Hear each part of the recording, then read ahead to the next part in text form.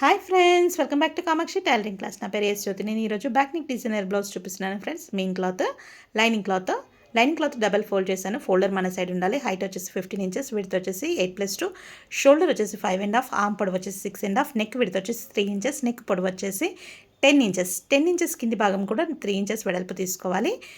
ఒక 4 ఇంచెస్ వరకు ఈ విధంగా మనం మార్కింగ్ చేసుకోవాలి. తర్వాత కింది నుంచి 2 ఇంచెస్, 1 ఇంచ్ బాక్స్ బయట ఒక 1 ఇంచ్ మార్కింగ్ చేసుకొని దాన్ని ఇలా కలుపుతూ డిజైన్ అనేది మార్కింగ్ చేయాలి. ఏ విధంగా అయితే డ్రా చేసామో అదే విధంగా కట్ చేసుకోవాలి.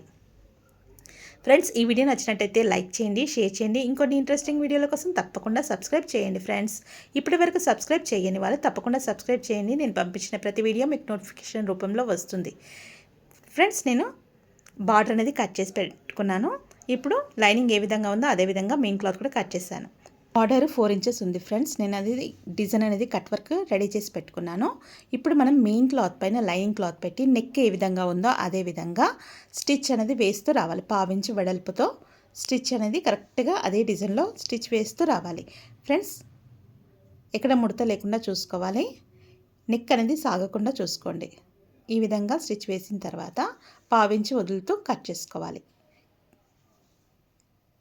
కట్ చేసిన తర్వాత అక్కడక్కడ క్రాస్గా టక్స్ అనేది ఇవ్వాలి. టక్స్ ఇచ్చేటప్పుడు ఫ్రెండ్స్, మన వేసిన స్టిచ్ అనేది కట్ కాకుండా చూసుకోవాలి. టక్స్ ఇవ్వాలి.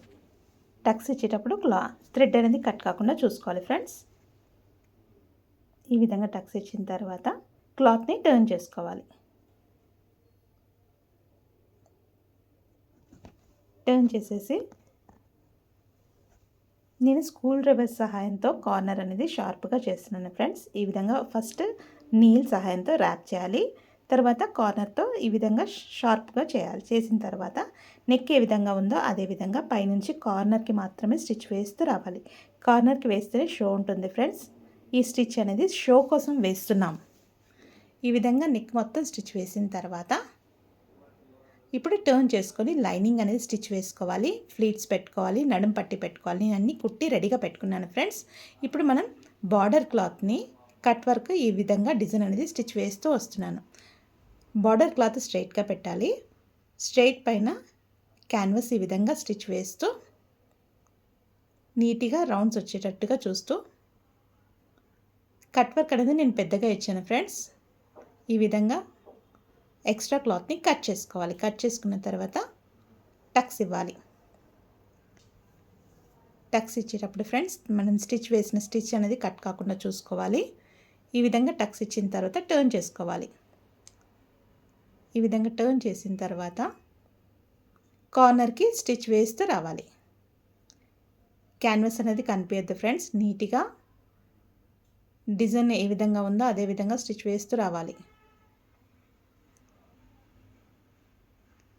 ఈ విధంగా స్టిచ్ వేసిన తర్వాత మరొకటి కూడా ఇదే విధంగా రెడీ చేసి పెట్టుకోవాలి. ఇప్పుడు మనం డిజైన్ అనేది ఎక్కడ సెట్ అవుతుందో చూసుకోవాలి. ఈ విధంగా నేను కింది భాగం నుంచి క్రాస్గా సెట్ చేస్తూ స్టిచ్ వేస్తూ వస్తున్నాను.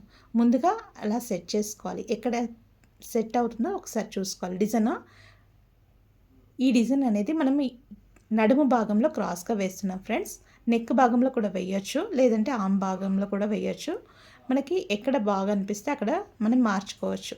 ఈ విధంగా కదలకుండా ఫస్ట్ ఆల్ పిన్స్ పెట్టేసి డిజైన్ ఏ విధంగా ఉందో అదే విధంగా స్టిచ్ వేసి ఎక్స్ట్రాని మనకు స్టిచ్ వేసి ఎక్స్ట్రా క్లాత్ని కట్ చేసుకోవాలి. మరో సైడ్ కూడా అదే విధంగా స్టిచ్ వేస్తూ రావాలి. నీట్గా స్టిచ్ వేయాలి. ఇక్కడ ముడతలు రాకుండా చూసుకోవాలి ఫ్రెండ్స్. డిజైన్ అనేది ఈ విధంగా స్టిచ్ చేసుకోవాలి. ఎక్స్ట్రా క్లాత్ని కట్ చేసుకోవాలి ఫ్రెండ్స్. ప్లెయిన్గా కూడా ఉంచవచ్చు, లేదంటే కార్నర్కి లేస్ వేయేస్తే ఇంకా అందంగా కనిపిస్తుంది. నేను లేస్ వేసి కూడా చూపిస్తున్నాను ఫ్రెండ్స్. తప్పకుండా ట్రై చేయండి. ఎలా ఉందో కామెంట్ సెక్షన్లో కామెంట్ చేయండి ఫ్రెండ్స్. Thank you friends.